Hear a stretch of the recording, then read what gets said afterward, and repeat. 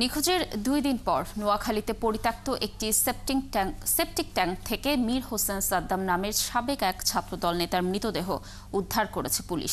নিহতের স্বজন ও এলাকাবাসীর দাবি দ্রুত সময়ে এ ঘটনার সাথে জড়িতদের গ্রেফতার করে আইনের আওতায় আনা হোক। আর পুলিশ জানায় হত্যার রহস্য উদ্ঘাটনে কাজ করছে তারা। মিজানুর রহমানের তথ্য ছবিতে প্রতিবেদন। নিহত মীর হোসেন সাদ্দামের বাড়িতে চলছে শোকের মাতম।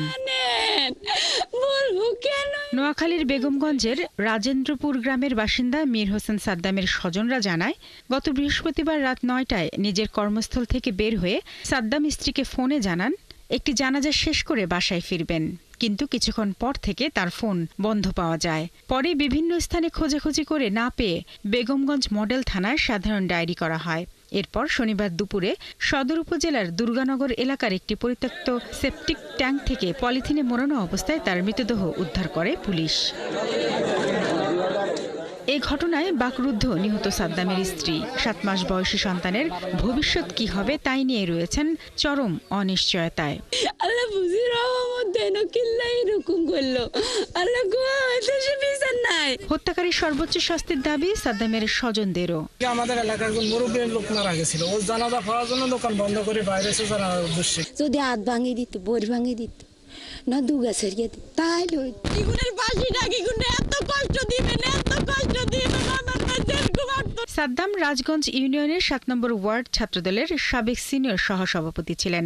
বর্তমানে ছাত্র রাজনীতি করলেও সক্রিয় রাজনীতির সাথে জড়িত নেই।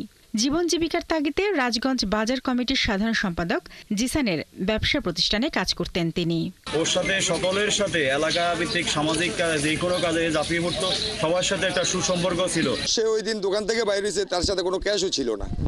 আমি নোয়াখালী জেলা পুলিশ সুপারের কাছে একটা আবেদন, আমরা রাজগঞ্জবাসী ব্যবসায়ীরা কিন্তু আতঙ্কিত। নির্মম এই হত্যার সাথে জড়িতদের দ্রুত চিহ্নিত করে আইনের আওতায় আনার দাবি জেলা যুবদল নেতারও। কোনো রকমের কোনো খারাপ কাজে জড়িত না, কোনো রকমের খারাপ আড্ডার সাথে জড়িত না, নেশার সাথে জড়িত না।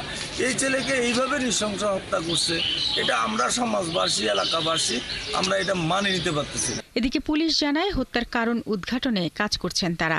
আমরা 2-3টা অ্যাঙ্গেলে কাজ করতেছি, 2-3টা সন্দেহজনক আছে, বিষয় আছে।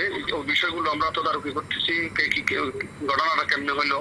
আমাদের সিনিয়র অফিসার আছে আমাদের সাথে, তারা তদারকি করতেছেন। আমাদের সিভিলেও 3 কাজ করতেছে, পোশাকেও কাজ করতেছে।